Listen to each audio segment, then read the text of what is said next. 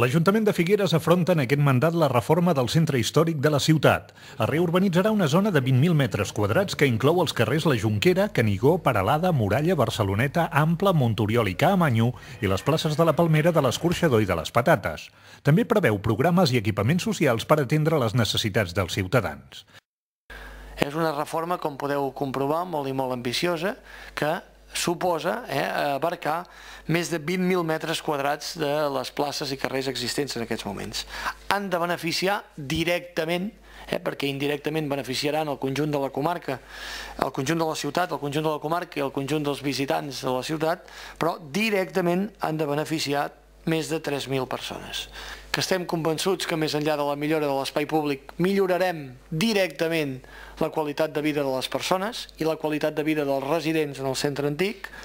perquè aquests projectes, com sabeu, més enllà de les actuacions sobre l'espai públic, incideixen en la vida de la gent,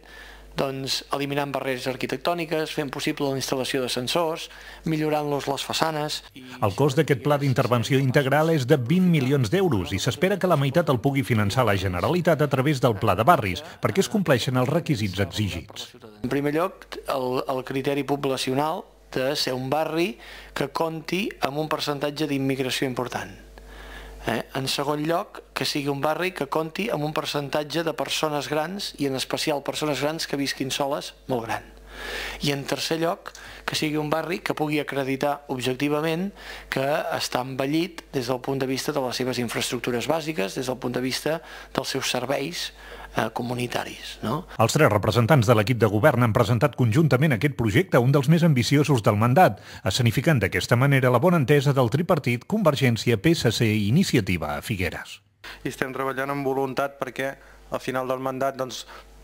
no siguin aquestes 3.000 persones que deia l'alcalde, sinó que siguin els 40.000 els que s'hagin vist afavorits per aquesta majoria que avui vull considerar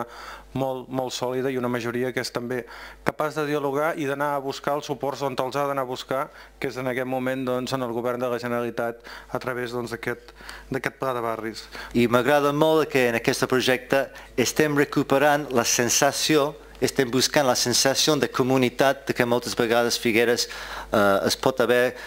perdut en els últims anys.